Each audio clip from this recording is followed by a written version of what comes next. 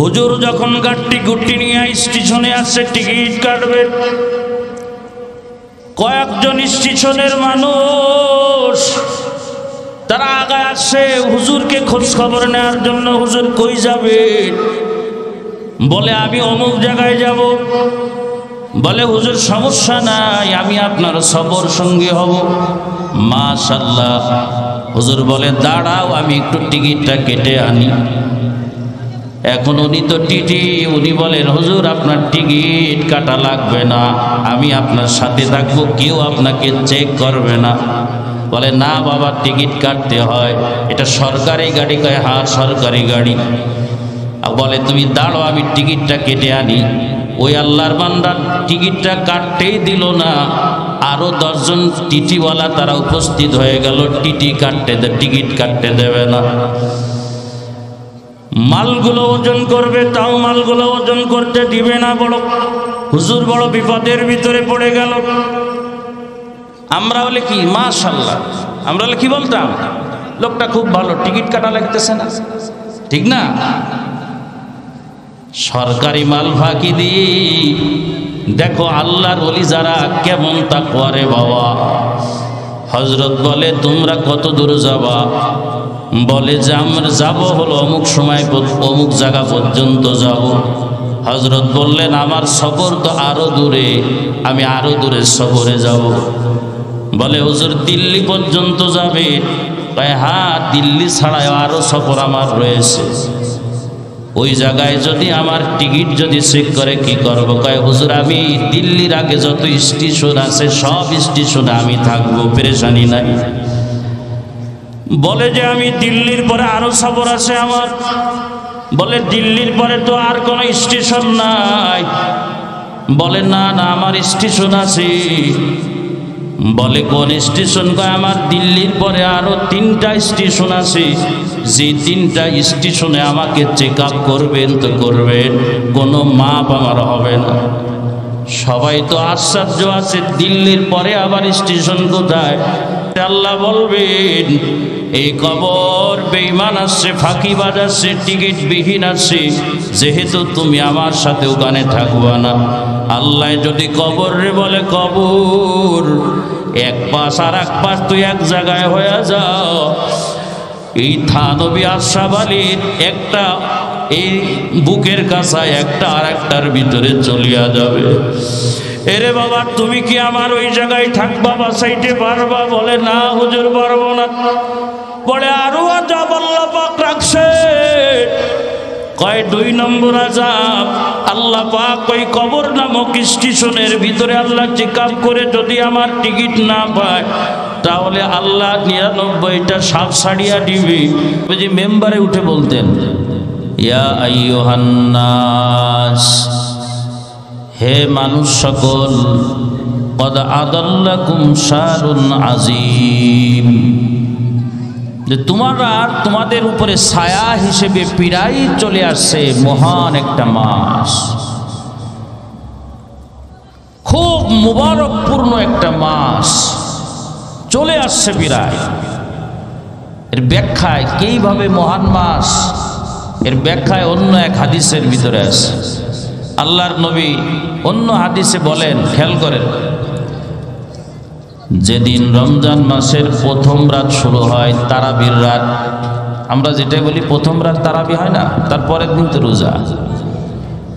মায়ার নবী আমার বলেন এই রাত্রবেলায় জান্নাতের তলদেশ থেকে একটা ঘ্রাণযুক্ত একটা বাতাস নির্গত হয়। এই বাতাসটা পুরা জান্নাতকে সুন্দরভাবে বাতাস দেয়, সুঘ্রাণওয়ালা। এই বাতাসের ভিতরে একটা আনন্দময় একটা আওয়াজ বের হয়। নবী বলেন এই আওয়াজ এবং এই বাতাস এত মনোমুগ্ধকর, এই বাতাস এবং এর আওয়াজে জান্নাতের গাছগুলো, ডালগুলো, পাতাগুলো দুলতে থাকে, দুলতে থাকে। এমনকি জান্নাতের দরজা পর্যন্ত এই বাতাস এবং এই আওয়াজে দুলতে থাকে, আনন্দিত হতে থাকে। নবীজি আমার বলেন জান্নাতের ভিতরে বিল্ডিং এর ভিতরে হুর গেলমানগুলো আওয়াজ দিয়ে বের হয়। এত সুন্দর আওয়াজ আর এত সুন্দর বাতাস, তারা নিজের অজান্তে চিৎকার দিয়ে বলতে থাকে, আছে কি কোনো আল্লাহর বান্দা আজকে আল্লাহর কাছে দরখাস্ত করবে আমাদেরকে বিবাহ করার জন্য, আল্লাহ মঞ্জুর যেন করে। চিৎকার করে কাউকে পায় না। তখন এই হুরগুলো জান্নাতের গেটম্যানদের কাছে যায়। জান্নাতের গেটম্যানদের কাছে যে বলে, আজকে এত আনন্দ কেন জান্নাতের ভিতরে, এত সুন্দর আওয়াজ, এত সুন্দর সুঘ্রাণওয়ালা বাতাস, কি হয়েছে আজকে? সুবহানাল্লাহ, জোরে বলেন সুবহানাল্লাহ।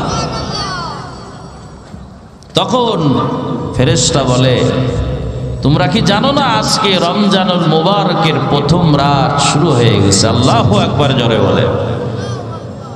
যেই রমজানকে আল্লাহ ভাই, মিজান ভাই উপরে আসেন, উপরে আসেন, উপরে আসেন, এই ডাক দেন ভাইরা আমার। তো এই মাসের জন্য বাকি 11 মাসকে আল্লাহ পাক জান্নাত সাজাইতে থাকেন এই মাসের জন্য।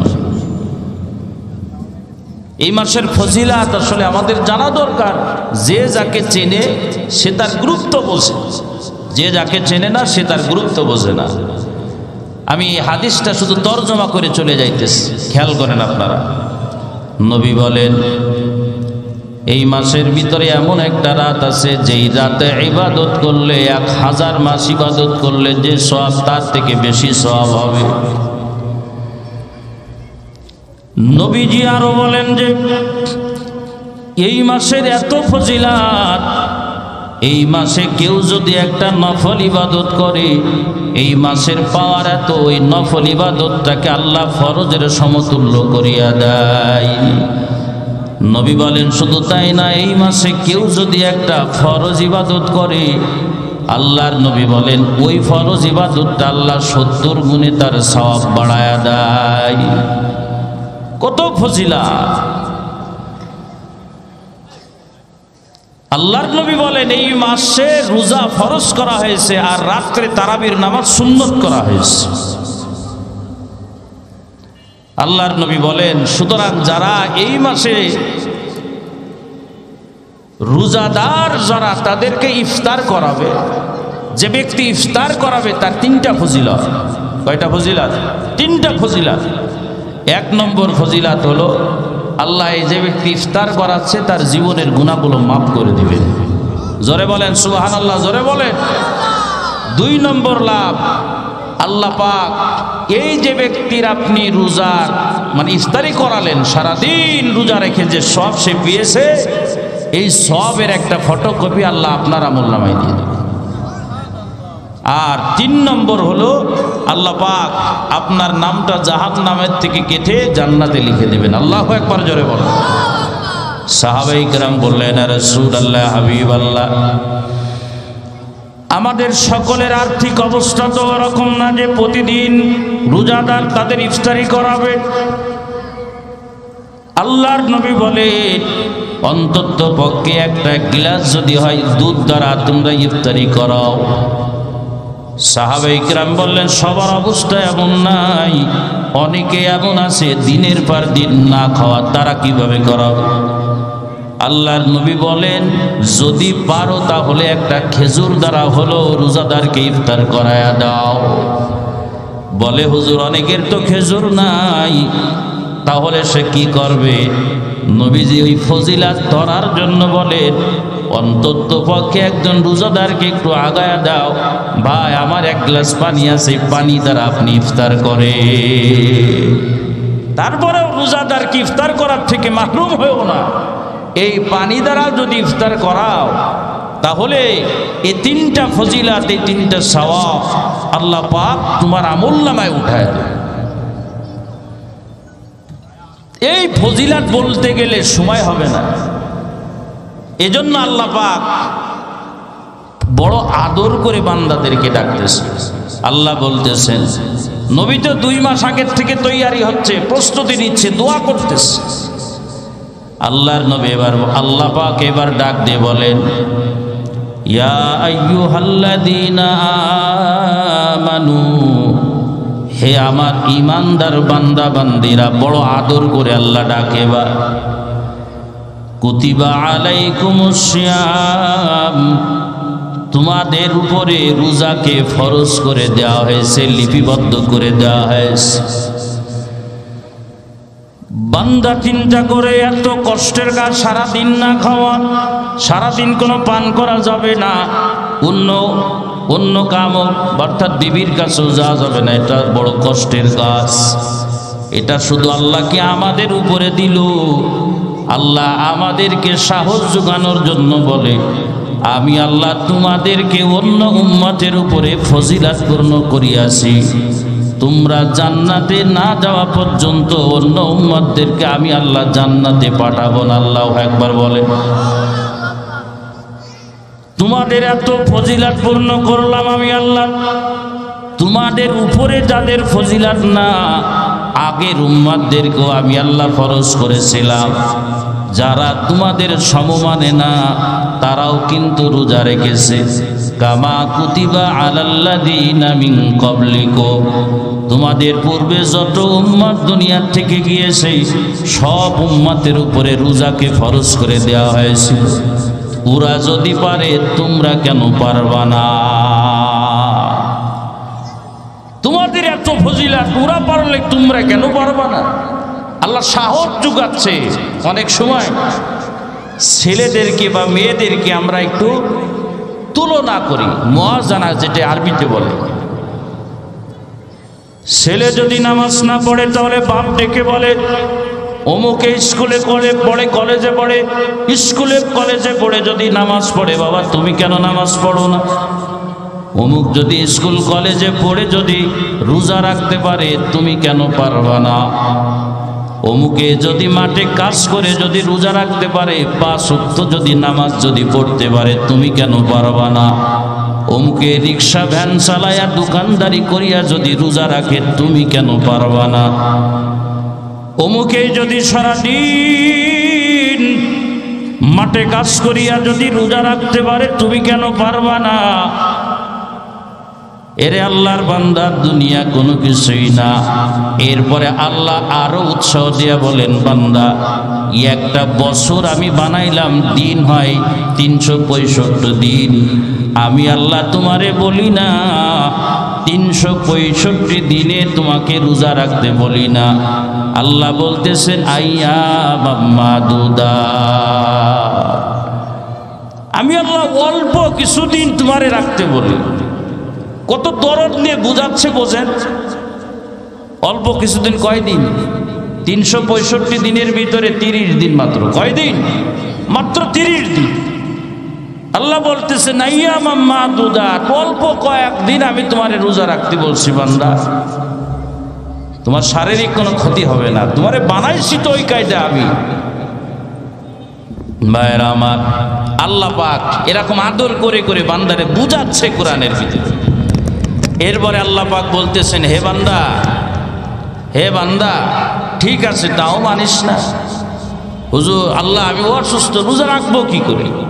আল্লাহ বলছে ঠিক আছে, তুমি যদি অসুস্থ হও অথবা যদি সফরে থাকো, আল্লাহ অনেক দূরে সফরে যেতে হবে, না খেয়ে যাবো কি করে?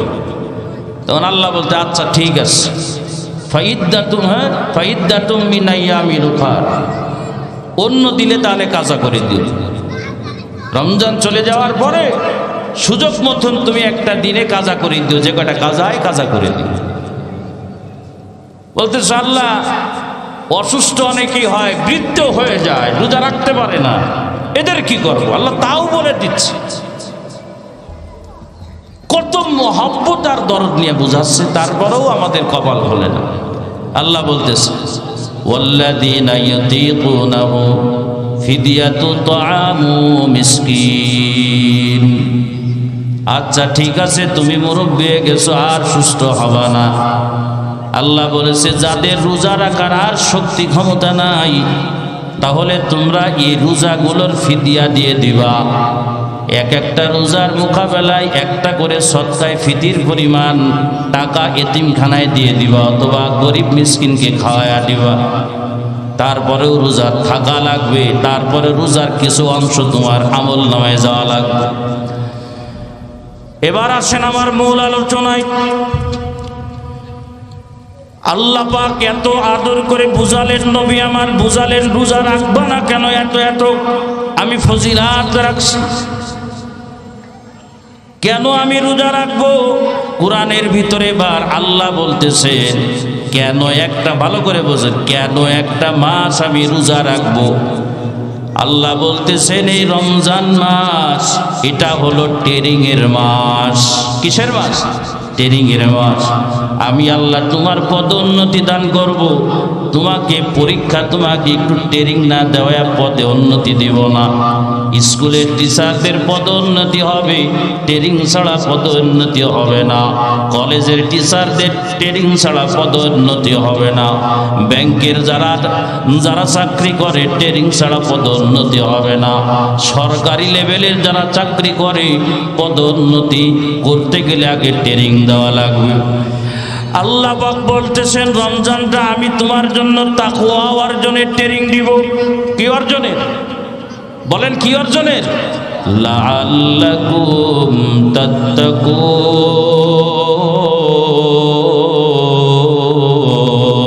আল্লাহু আকবার বলেন। তাকওয়া অর্জনের ট্রেনিং। দেখো বাবা রোজার ভিতরে কত তাকওয়া। দেখো আমি ঘরের ভিতরে গেলাম বিকেলবেলা, গলা শুকায় গেছে, পেটটা ক্ষুধায় টন টন করে। এবার আমার ফ্রিজের ভিতরে সুন্দর খাবার এবং পানি ব্যবস্থা আছে। এই ঘরের ভিতরে কেউ নাই। ফ্রিজটা যদি আমি খুলিয়া যদি পানি খাই কেউ দেখবে না।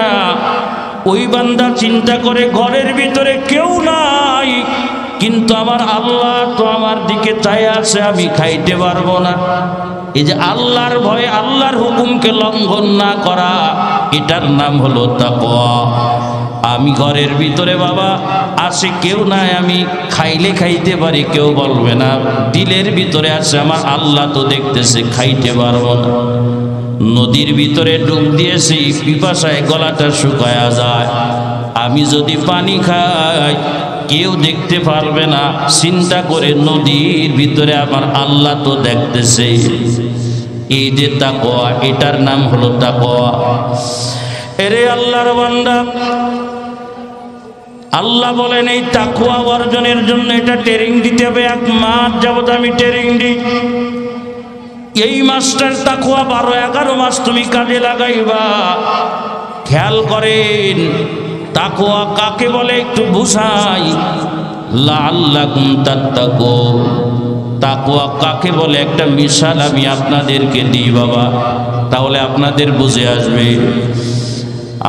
আমি আল্লাহর ভয়, আমি সাহাবীদের অত দূরে যাই না, তাবিদের অত দূরে আমি যাব না। আমাদের দারুল উলুম দেওবন্দের 50 বছর আগের তাকওয়ার কথা আমি আপনাদের একটু শোনাই। আপনারা শুনবেন মনে হয়। হাকিমুল উম্মাত মুজাদ্দিদে মিল্লাত শাহ আশরাফ আলী থানভী রহমাতুল্লাহ আলাইহির নাম আপনারা শুনছেন কিনা? বিশেষ করে যারা মাদ্রাসায় পড়ে আশরাফ আলী থানভী রহমাতুল্লাহ আলাইহির নাম তারা শুনছেন মনে হয়। এত বড় আলেম, 100 বিষয়ের উপরে যিনি কিতাব লিখেছেন, এত বড় আলেম, যার হাতে বাইয়াত ছিল। এই যে আমার সামনে কিতাব আছে, আল্লামা মুজাহিদে আজম আল্লামা শামসুল হক ফরিদপুরি রহমাতুল্লাহ আলাইহি, যার হাতে বাইয়াত ছিলেন হযরত থানভী রহমাতুল্লাহি আলাইহির খলিফা, যার হাতে বাইয়াত ছিলেন বাংলার মুজাহিদ হযরতে মুহাম্মদুল্লাহ হাফিজ হুজুর, তার উস্তাদ থানভী রহমাতুল্লাহি আলাইহি।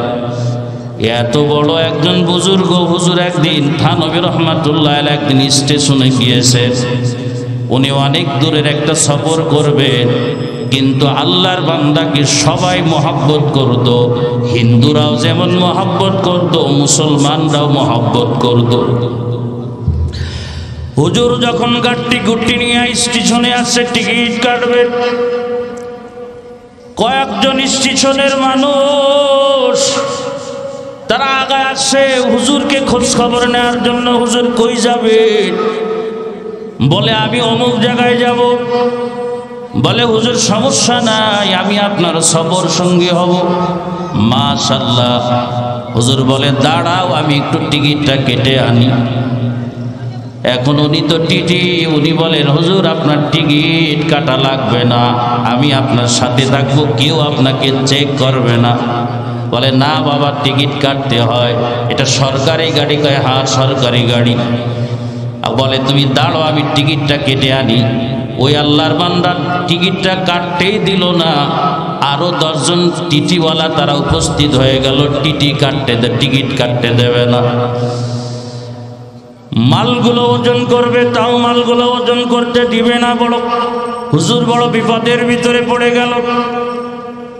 আমরা বলে কি মাশাআল্লাহ, আমরা বলে কি বলতাম, লোকটা খুব ভালো, টিকিট কাটা লাগতেছে না, ঠিক না? সরকারি মাল ফাঁকি দিয়ে দেখো আল্লাহর ওলি যারা কেমন তাকওয়া রে বাবা। হযরত বলে তোমরা কত দূর যাবা? বলে যে আমরা যাব হলো অমুক সময় অমুক জায়গা পর্যন্ত যাব। হযরত বললেন আমার সফর তো আরো দূরে, আমি আরো দূরে সফরে যাব। বলে হুজুর দিল্লি পর্যন্ত যাবে? হ্যাঁ, দিল্লি ছাড়াও আরো সফর আমার রয়েছে। ওই জায়গায় যদি আমার টিকিট যদি চেক করে কি করব? কয় হুজুর আমি দিল্লির আগে যত স্টেশন আছে সব স্টেশনে আমি থাকবো, পেরেশানি নাই। বলে যে আমি দিল্লির পরে আরো সফর আছে আমার।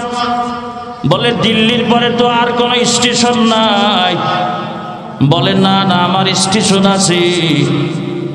বলে কোন স্টেশন? কয় আমার দিল্লির পরে আরো 3টা স্টেশন আছে, যে 3টা স্টেশনে আমাকে চেক আপ করবেন তো করবেন, কোনো মাপ আমার হবে না। সবাই তো আশ্চর্য আছে, দিল্লির পরে আবার স্টেশন কোথায়?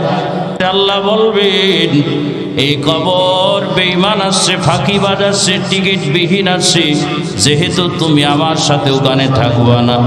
আল্লাহ যদি কবর রে বলে কবর এক পাশ আর এক পাশ তুই এক জায়গায় হয়ে যাও, এই থানবী আশরাফ আলীর একটা এই বুকের কাছায় একটা আর একটার ভিতরে চলিয়া যাবে।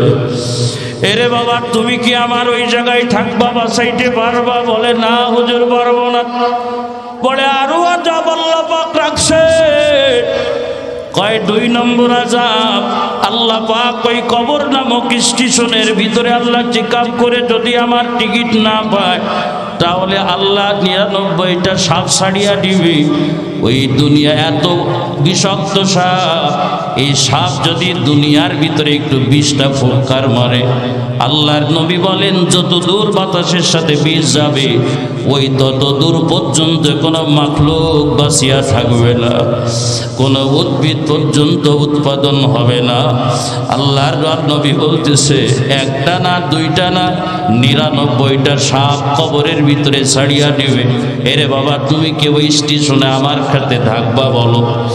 3 নম্বর আল্লাহর নবী আরো বলছেন কবরের ভিতরে আল্লাহ পাক একটা অন্ধ যে চোখে দেখে না, বুবা যে কথা বলতে পারে না, যে বধির যে কানে শোনে না, বাবু ইসবাতে আদাবিল কবরি অধ্যায়ের ভিতরে নবী আমার বলে যারা দুনিয়ার ভিতরে ফাঁকি দিয়া দিয়া যাও, চেকআপ যখন এই কবরের ভিতরে করবে রে বাবা, এর যুবক তুমি আজকে নামাজের ভিতরে ফাঁকি দাও, মনে করছো কেউ আমারে ধরতেছে না, বড় আরাম।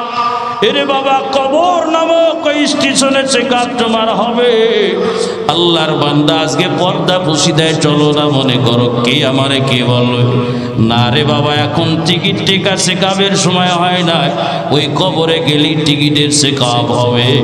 এরে আল্লাহর বান্দা হে, সুদ করে ঘুষ করে আল্লাহর বান্দা বান্দিরা আল্লাহর নাফরমানি করো, কেউ কিছুই বলে না।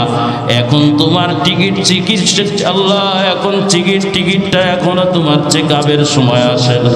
ওই কবরের ভিতরে যখন চেকআপ করবে, বলো ফাঁকি দেওয়ার বা তোমার সাথে কে থাকবে চিন্তা করো।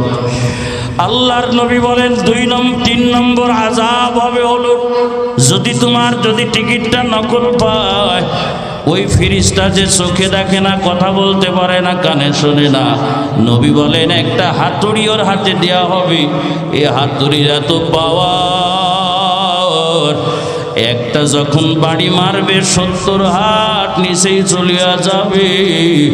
আল্লাহর নবী বলেন এই হাতুড়ি এত পাওয়ার, এই জমিনের ভিতরে বড় পাথরি পাহাড়ের উপরে যদি আঘাত করে, পাথরি পাহাড় পর্যন্ত চূর্ণ বিচূর্ণ হয়ে যাবে। ওরে বাবা, তুমি কি আমার ওই কবরের ভিতরে থাকবা বলো? আল্লাহর বান্দা টিটিওয়ালা চোখের পানি ছাড়িয়ে দিয়া বলেন না। এবার বলে যে আমার 2 নম্বর আমাকে আবার স্টেশনে চেক আপ করা হবে। বলে হুজুর কোথায় চেক আপ করা হবে? কয় আমার আখিরাতে কিয়ামতের ময়দান আল্লাহ তাআলা আমল নামাগুলো মাপবে, চেক আপ করবে। এই যে আমরা দুনিয়ার ভিতরে যা করি সব আমল নামাগুলো মাপা হবে। ফামান কানাত মাওয়াজিনুহু ফাহুয়া ফি ঈশাতির রাদিয়া। ওই যে বাবা, ওই আমল নামা যখন মাপা হবে, ধরা খায়া যাওয়া, কোনো লাইন নাই, ওই জায়গায় ধরা খায়া যাওয়া। বলো রে বাবা, ওই জায়গায় তুমি আমার কি সঙ্গী হবা? বলে না হুজুর। এরে যুবক, এরে আমার পর্দার নিসীমা বৃদ্ধ বাবারা শোনো, ওই জায়গাটা এমন একটা জায়গা, নবীরা পর্যন্ত তাদের উম্মাতদেরকে ভুলিয়া যাবে। নবীরা পর্যন্ত নাফসি নাফসি বলে কান্না করতে থাকবে। আল্লাহর নবী বলেন কারণ হলে জাহান্নামকে আল্লাহ আগায় আনবেন। জাহান্নামের আগুন তো বাবা দুনিয়ার আগুন থেকে আরো 70 গুণ বেশি পাওয়ার। আল্লাহর নবী বলেন জাহান্নাম কট কট করতে থাকবে। আল্লাহ জাহান্নাম আওয়াজ দেবে, হাল মিম মাজিদ। আল্লাহ একটু দ্রুত দেন, একটু বাড়ায় বাড়ায় দিয়ে। জাহান্নামের আওয়াজ, এই জাহান্নামের আওয়াজ শুনিয়া বেনামাজি বেপরদাগুলো তারা বলবে আজকে আমারে কি বাঁচাইবে? তারা নিজেরা বলবে নাফসি নাফসি বলবে। এরে বাবা, তোমার মা ওই কিয়ামতের ময়দানে পরিচয় দিবে না, তোমার ভাই ও কিয়ামতের ময়দানে পরিচয় দিবে না। তাই যেই ব্যবসায়ী ভাইদের সাথে আড্ডা দিয়া চলতে যে আল্লাহর হুকুম মানো না, তারাও তোমার পরিচয় দিবে না। আরে বন্ধু আমার, তোমার বান্ধবী তোমার বন্ধুরাও পরিচয় দিবে না। মা তার সন্তানকে, সন্তানরা তার সন্তানদের পরিচয় দিবে না। নবীরা পর্যন্ত বলবে নাফসি নাফসি, কেউ কারোর পরিচয় দিবে না। এবার বলতেছে বাবা বলো সেদিন কি তুমি আমার সাথে থাকবা কিনা? বলে না হুজুর থাকবো না। এরপরে বলেন আমার আর একটা স্টেশন আছে। এরপরে বলে কি স্টেশন? বলে আল্লাহর পুলসিরাত স্টেশন আমার সামনে। ওই স্টেশনে এমন এক স্টেশন, ওই জায়গাটায় বাবা পা দিলেই ওই ক্যালকুলেটারে উঠে আসবে তুমি কি বেঈমান নাকি তুমি আল্লাহর বান্দা। সব বাবা ওই পুলসিরাতের উপরে উঠলেই টের পাবে। কয় যারা ধরা খায়া যাবে, মায়ার নবী আবার বলেন কেউ বিদ্যুতের গতির নাই পার হয়ে যাবে। আল্লাহর নবী বলেন আবার কেউ আবার ঘোড়ার গতির নাই পার হয়ে যাবে। আল্লাহর নবী বলেন কেউ আবার হাবড় হাঁটতে হাঁটতে কাটিয়া কাটিয়া অঙ্গ পড়বে না, নিচের দিকে পার হয়ে যাবে। আবার কোনো বান্দা বান্দি অঙ্গগুলো কাটিয়া কাটিয়া কাটিয়া কাটিয়া জাহান্নাম নিচেই থাকবে, ওই জাহান্নামের নিচেই পড়িয়া যাবে। এবার বাবা চিন্তা করো, দুনিয়ায় ফাঁকি তো দিবা, কেউ তোমারে বলবে না। নামাজ পড়লি না কেন ফাঁকি দে, কেউ তোমার কিছুই বলবে না। আজকে জমিনের ভিতরে রোজা রাখবা না, তাকওয়া অর্জন করবা না, কেউ কিছু তোমার বলবে না। কিন্তু বাবা মনে রাখবা তোমার টিকিট, দুনিয়ার এই টিকিট একদিন ওই কবরে হাসরে আর পুলসিরাতে চেকআপ হবে। আল্লাহর বান্দা থানবী রহমাতুল্লাহি আলাইহি ওই টিটিওয়ালাকে যখন এই কথা বলল, টিটিওয়ালা বলে হুজুর আপনি আমাকে মাফ করিয়া দেন, আমি আসলে বিষয়টা বুঝি না।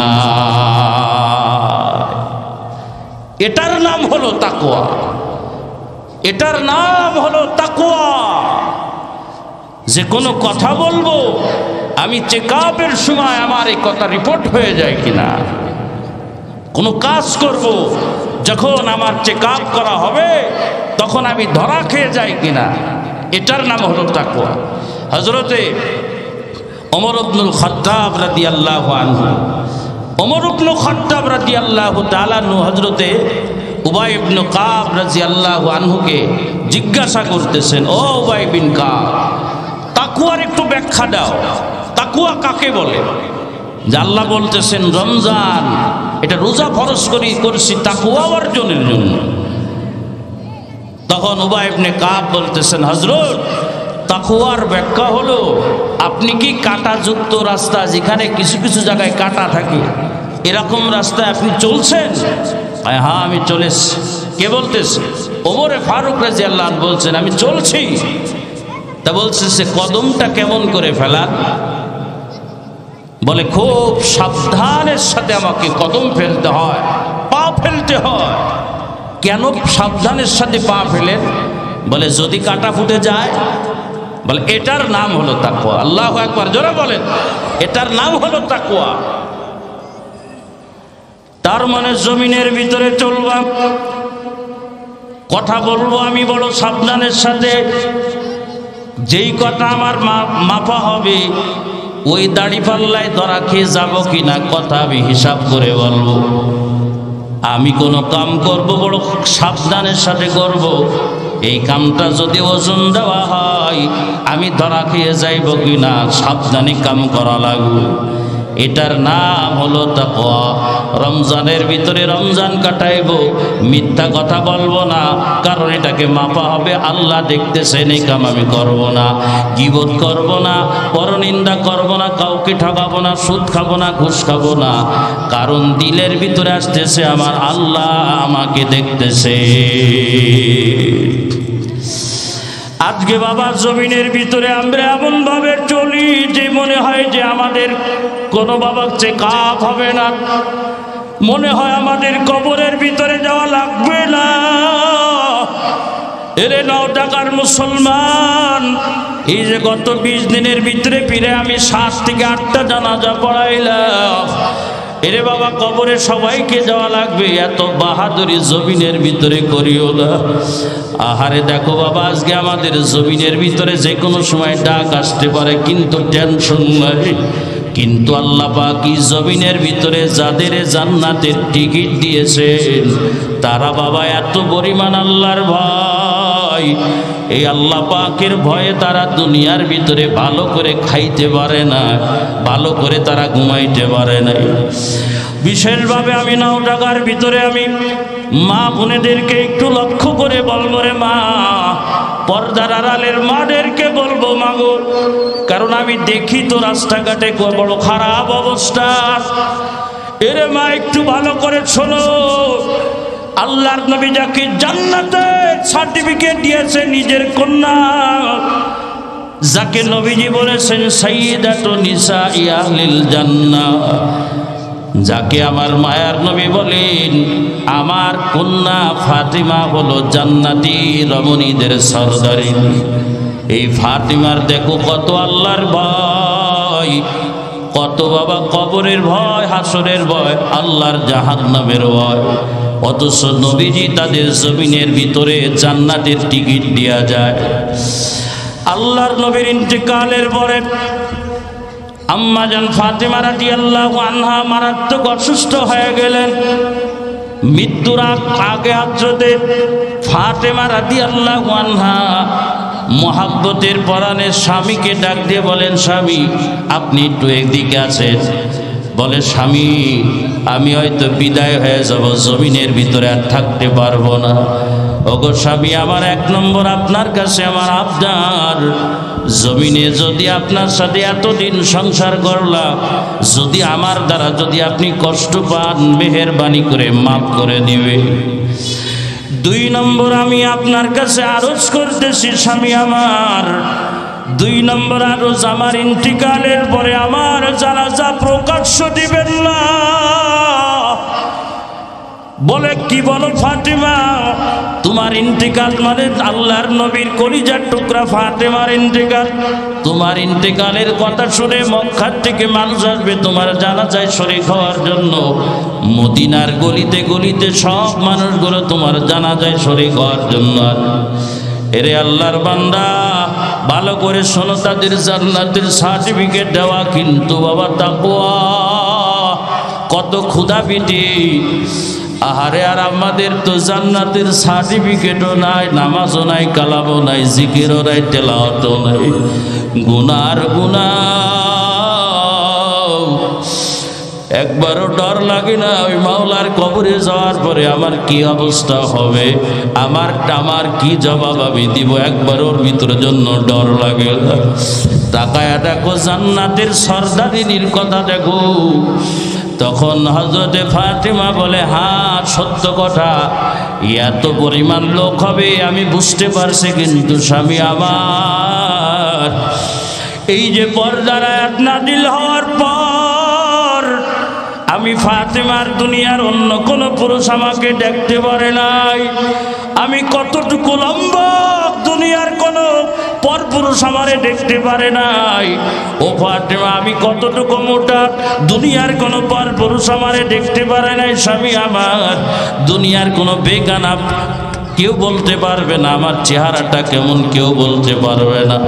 আমার বড় ডর লাগে ওই কবর, আল্লাহর কবরে যাইতে ডর লাগে। যদি ওই কবরের ভিতরে আল্লাহ যদি আমারে প্রশ্ন যদি করে, ফাতেমা কবরের ভিতরে আসলা কিন্তু জানাজাটা হয়েছে তো সবার প্রকাশ্যভাবে জানাজা হলো, তোমার দেহটা তো এখন সব পুরুষরা দেখে ফেললো, আর জমিনের ভিতরে পুরুষরা এখন আলোচনা করে ফাতেমার পর্দারা তো অবস্থায় দেখি নাই, কিন্তু ফাতেমা মৃত্যুর পরে দেখলাম এতটুকু লম্বা ফাতেমা ছিল, এতটুকু ফাতেমা চওড়া ছিল, এতটুকু তার বডি মোটা ছিল। আল্লাহ যদি কবরের ভিতরে আমি ফাতেমাকে বলে, এরি ফাতেমা জমিনের ভিতরে কেমন তুমি পর্দা করে আসলা, তোমার আজকে তুমি কতটুকু মোটা ছিলে, জমিনের পুরুষরা আলোচনা করে তুমি কতটুকু চওড়া ছিলা, এটা জমিনের ভিতরে পুরুষরা পর্যন্ত আলোচনা করে। না না, তুমি আসলে আমার হুকুম যথাযথ পালন করতে পারো নাই। ওরে মায়ার স্বামী, তখন বলেন ওই কবরে আমার আযাব কে ঠেকাইবে, জাহান্নামের আযাব আমার কে ঠেকাইবে? স্বামী আমার এত মানুষ দরকার নাই। এ পর্দার আড়ালের মা দেখো তাদের কত তাকওয়া। এই জন্য আমি আপনাদেরও বলবো, বাবা দুনিয়া আজকে অত সুন্দর করে চলি, যে কোনো সময় মালাকুল মাউত এসে খপ করে ধরতে পারে রে বাবা। আজকে যুবকদের বলি, যুবকরা আর গুনাহ করিস না, দরজা জানালা বন্ধ করিয়া আল্লাহর সাথে আর নাফরমানি করিস না রে বাবা। তোমার মতন কত যুবক আলহামদুলিল্লাহ স্কুল কলেজে পড়ার পরও রমজানের রোজা ছাড়বে না, এক ওয়াক্ত নামাজ কাজা হয় না। আলহামদুলিল্লাহ তাদের ভিতরে আল্লাহ পাকের ভয়। তোমার কেন আল্লাহর ভিতর আল্লাহর ভয় আসে না রে বাবা? এ পর্দার মা, তোমার মতন অনেক মা আজকে তারা আলহামদুলিল্লাহ বৌমা হয়ে ঘরে আসছে, এক ওয়াক্ত নামাজ কাজা করে না। আল্লাহর ফজরে রমজানে 30টি রোজা রাখবে, 20 রাকাত করে তারাবি পড়বে। তুমি কেন পারবা না রে মা? আজকের এই বয়ান থেকে শিক্ষা নাও।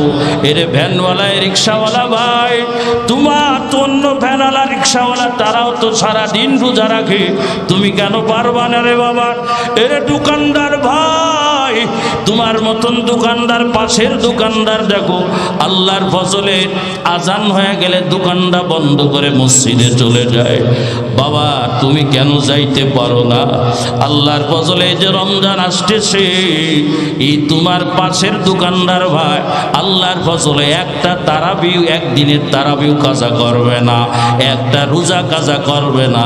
তুমি কেন পারবা না রে বাবা? এই অবস্থায় আল্লাহর কবরে যাস না রে বাবা, এই অবস্থায় আল্লাহর কবরে যাস না।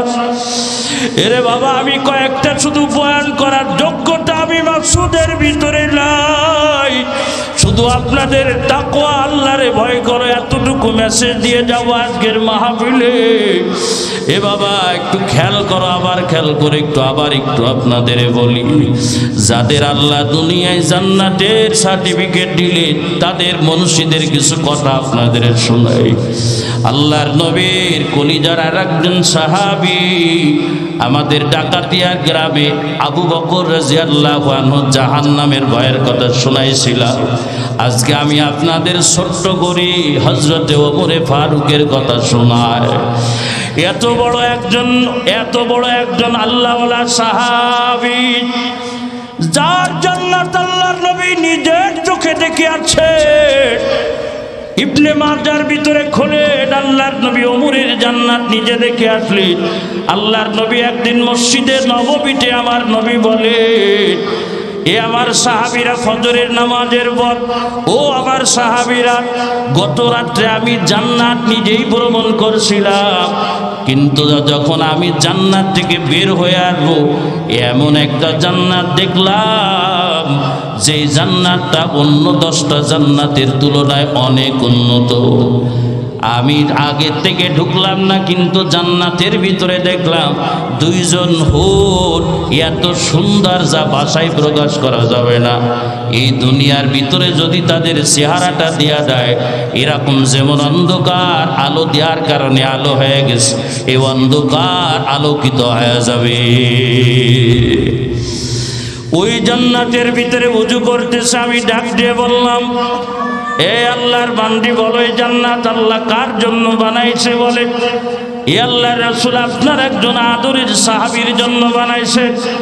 আল্লাহর নবী বলেন, আমার নামটা আমি শুনেছি। নবী বলেন যে আমার সাহাবীরা রে, ওই মানুষটা তোমাদের ভিতরে বিদ্যমান। আল্লাহর নবীর সামনে তখন আবু বকর, ওমর, উসমান, আলী সবাই নামটা শোনার জন্য কানটা পেতে রয়েছে। নবী আমার কার নাম বলবে? যার জান্নাত নবী নিজে দেখে আসলো। আল্লাহর নবী তখন আবু বকর বলেন, নবীর নামটা একটু বলে। আল্লাহর নবী বললেন, আর কেউ না, সে হলো আমার ওমর। আল্লাহু আকবার জোরে কর। যার জান্নাত আল্লাহর নবী নিজে দেখে আসে। আশারায়ে মুবাশশারার ভিতরে 2 নম্বর যার নাম, নবীজি মসজিদে নববীতে বসিয়া যেই 10 জন সাহাবীকে জান্নাতের টিকিট দিলেন, যাদের কোনো হিসাব নাই, নিকাশ নাই, এই ওমরের জিন্দেগি বড়। হে হযরতে ওমর যখন আমিরুল মুমিনিন হলেন, ওমর রাদিয়াল্লাহু আনহু ফজরের নামাজে দাঁড়ালেন। কত তাকওয়া আর কত খোদা বিধি তাদের। আমিরুল মুমিনিন নামাজে দাঁড়ায় এক বেঈমান আমিরুল মুমিনিনের তলপেট বরাবর বর্ষার আঘাত করলো। ভিতরে ঢুকিয়া আমিরুল মুমিনিন ওমরের খাদ্য পাকিস্তানি ফুটা হইয়া পড়তে লাগলো। সাহাবায়ে কিরাম পিছন থেকে টের পাইলেন, দ্রুত আসলেন, আমিরুল মুমিনিনকে ধরলেন। বেঈমান যে মারছে তাকে দুনিয়া থেকে বিদায় দিলেন। ডাক্তার ডাকা হলো। ডাক্তার দ্রুত এসে আমিরুল মুমিনিনকে দুধ পান করাইলো। দেখলো খাবার আর থাকে না, যা দিয়া হয় সব খাদ্যনলী দিয়ে পিছন দিয়ে বের হয়। ডাক্তার বলল, আমিরুল মুমিনিনকে আর বাঁচানো মনে সম্ভব হবে না, বহুত খারাপ অবস্থা তার। আল্লাহর নবী যার ব্যাপারে বললেন, লাউকানা বাদি লাবিয়ান নাবিয়ুন লাকানা উমর। আল্লাহ জমিনের ভিতরে যদি আমার পরে কোন নবী পাঠাইতো, সে হলো ওমর। নবী বলছেন, আমার ওমরের এত পাওয়ার, আমার ওমর যেই রাস্তা দিয়ে যায় ওই রাস্তায় শয়তান পর্যন্ত যাইতে পারে না। যার ফয়সালার উপরে আল্লাহ পাক একমত হয়, এই ওমরের তাকওয়া। বাবা দেখো, যাকে জান্নাতের সার্টিফিকেট দিয়েছে, আর তোমার আমার কবর হাসরের ভয় কিসের? এরে আল্লাহর বান্দা, ওমরের ইন্তেকালের মুহূর্ত নিজের মাতা মুবারক আছে নিজের কলিজার সন্তান আব্দুল্লাহ রানের উপরে। দু চোখের পাশ দিয়ে হযরত ওমর চোখের পানি ছেড়া দিয়েছে। এবার সন্তানকে বলল, সন্তান আমার মাথাটা একটু জমিনের উপরে ছাড়িয়া দাও। সন্তান আব্দুল্লাহ ওমরের মাথাটা জমিনের উপরে ছাড়িয়া দিল।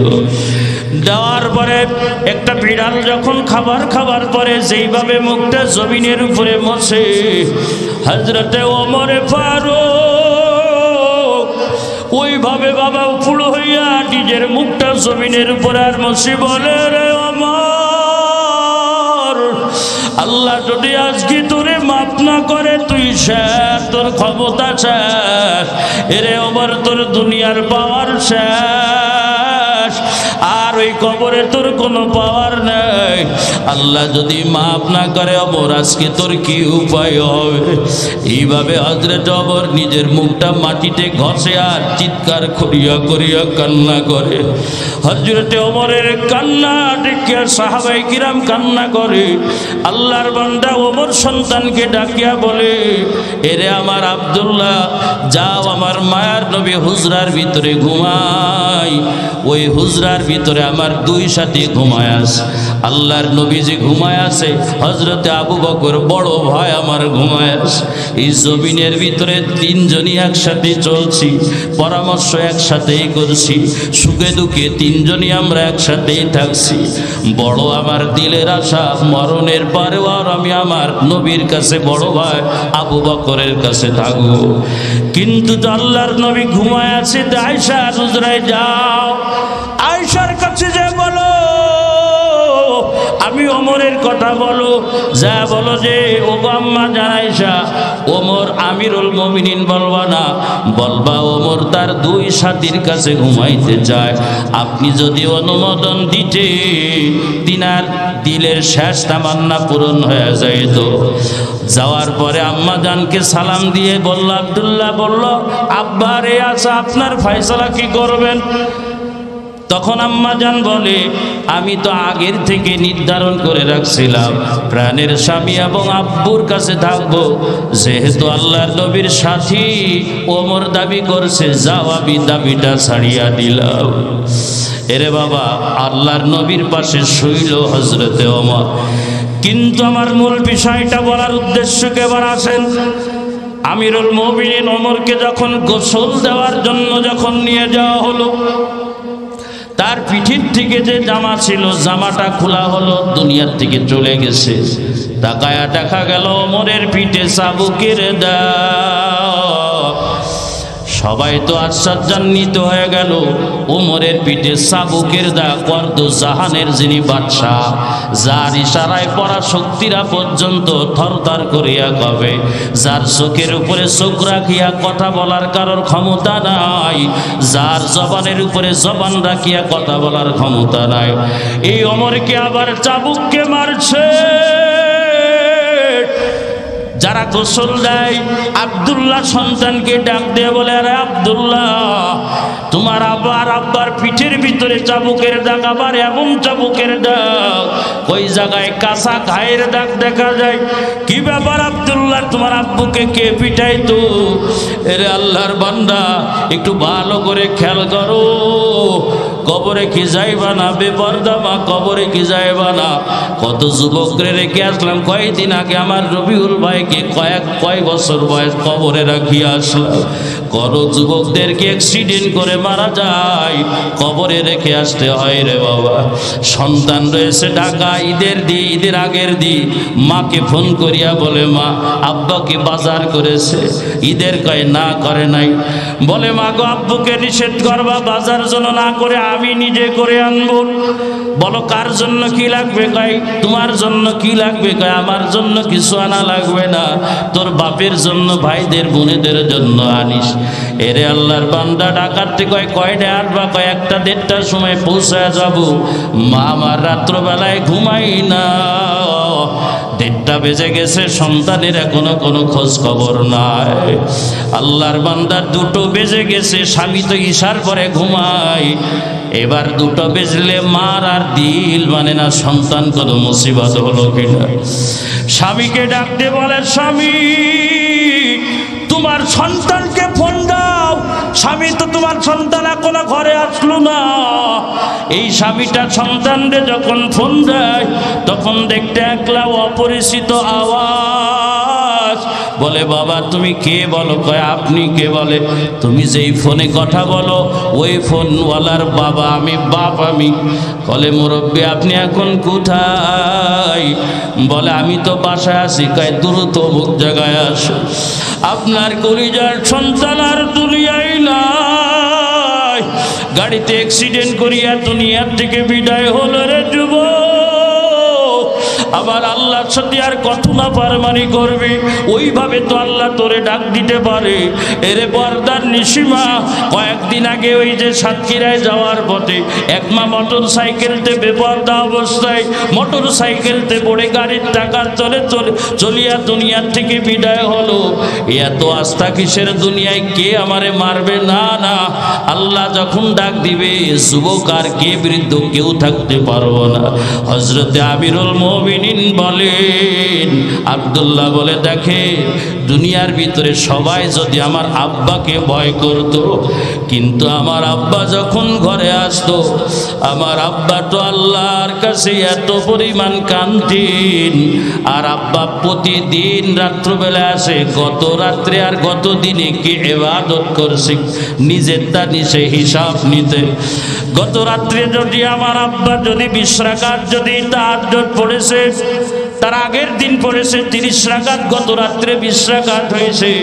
এইবার আব্বা নিজেকে নিজে শাস্তি দিত, গতকালের তুলনায় আজকে যদি জিকির কম হয়ে যায় আমার আব্বা নিজের শাস্তি দিয়া বলতো, এরে ওমর তুই কি আল্লাহর আদালতে যাবি না? এই বলে নিজের পিঠের উপরে চাবুক মারতো। আমরা এ দৃশ্য দেখতে আমার কান্তা।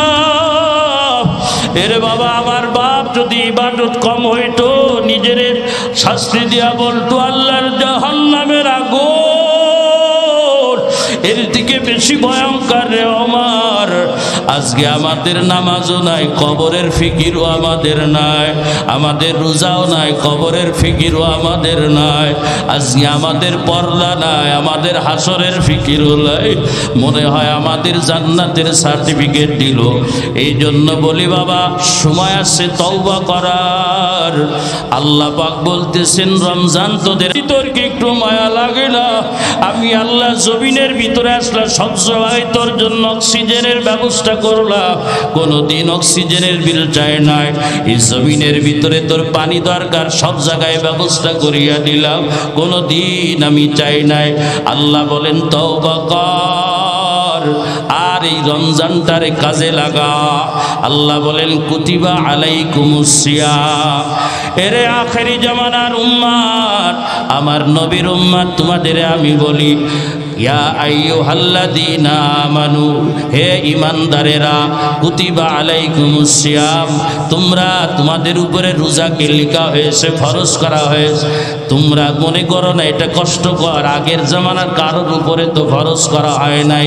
কামা কুতিবা আলাল্লাযীনা মিন ক্বাবলিকুম, আল্লাহ বলেন তোমাদের পূর্বে যত উম্মত গিয়েছে সমস্ত উম্মতের উপরে এই রোজা আমি ফরজ করেছিলাম, একটাই কারণ লাআল্লাকুম তাত্তাকুন। আল্লাহ বলেন তাকওয়া অর্জনের জন্য। সুতরাং রমজান মাসে রোজা রেখে তাকওয়া অর্জন করো। পারবো তো ইনশাআল্লাহ? একে একে রমজানে একটা রোজা ছাড়বো না। আল্লাহ তাকায় আছেন, আল্লাহকে হাত জায়গায় দেখান, লিল্লাহে তাকবীর।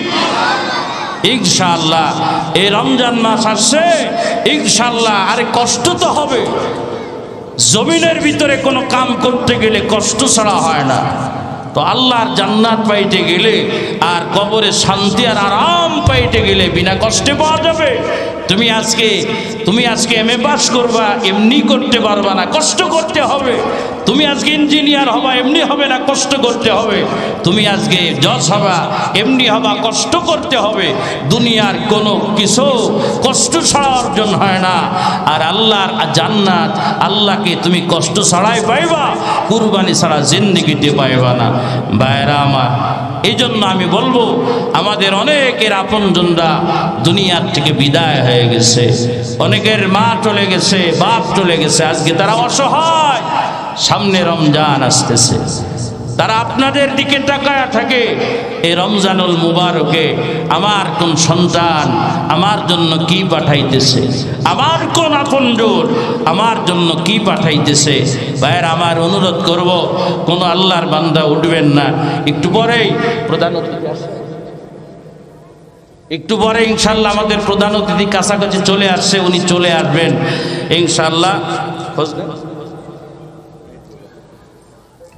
ইনশাল্লাহ চলে আসবেন ভাইয়ের আমার।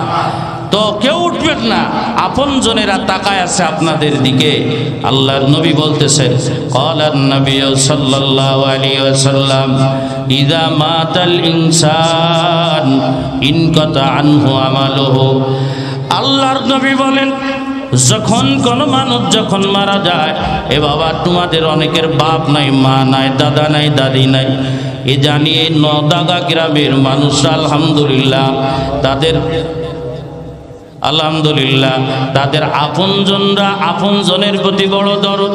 আমি এই আপনাদের মাহফিলে প্রায় 4-5 বছর যাবত আমি করতেছি, আপনাদের ভালোবাসায় আলহামদুলিল্লাহ আমি মুগ্ধ।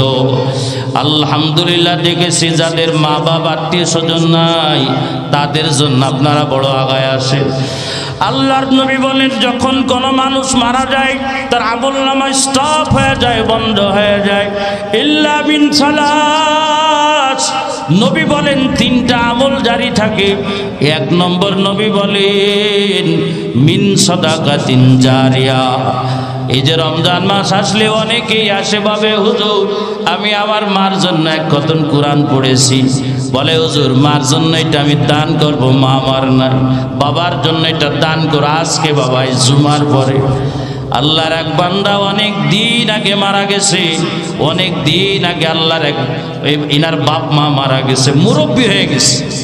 আমি স্টেজে বসে বলতেছি, মুরব্বী হয়ে গেছে, দাড়ি পেকে গেছে। বলতেছে হুজুর মা আমার দুনিয়ার থেকে অনেক দিন আগে বিদায় হয়েছে, আমার আব্বাও বিদায় হয়েছে। এই কথা বলার আগে 1 মিনিট প্রায় কান্দে নিল। কি পরিমাণ মা বাপের প্রতি দরদ। বলে হুজুর আমার মা বাপের রমজান আসতেছে, কি করব মা বাপের জন্য। এই মানুষটার চেহারা দেখিয়া আমার দিলটা ভরে গেল। আমি 2টো বলে দিলাম। 1 নম্বর আপনার কাম, যে আপনজনগুলো আপনার কবরে চলে গেছে, 1 নম্বর আপনি তাদের জন্য দোয়া করবেন। ওয়ালাদিন সালিহিন ইয়াদউ লাহু, নেককার সন্তান মা বাবার জন্য, দাদা দাদি আপনজন জন্য দোয়া করবেন। আর 2 নম্বর আমল হবে তাদের জন্য কিছু সদকা করবেন। এই যে আপনাদের এই মাদ্রাসা আলহামদুলিল্লাহ এমন একটা জায়গা, যেই জায়গাটায় দেখবেন সব সময় কুরআনুল কারীমের তেলাওয়াত হয়, ক্বালা রাসূলুল্লাহর তেলাওয়াত হয়, আলহামদুলিল্লাহি রাব্বিল আলামিনের তেলাওয়াত হয়। যেই জায়গায় তেলাওয়াত হয় আল্লাহ ওই জায়গায় অনবরত রহমত বর্ষণ করতে থাকে। ওই যারা সারা দিন তেলাওয়াত করে, আপনি যদি ওদের যদি একটু ভালো যদি থাকার জায়গার ব্যবস্থা করে, ওরা সবাই মিলে যে তেলাওয়াত করলে যে সওয়াব হবে, এর একটা সওয়াবের ফটোকপি আপনি যার জন্য দিবেন তার আমলনামায় আল্লাহ পৌঁছায় দিবে। আজকে দেখা যাবে কোন বান্দা মা বাবার প্রতি কত দরদ, দাদা দাদির প্রতি কত দরদ, আপনজনদের প্রতি কত দরদ। যারা চলিয়া গেছে তাদের জন্য আল্লাহু আকবার, দিলটা নরম করিয়া দাও বাবা, থাকতে কেউ পারবো না।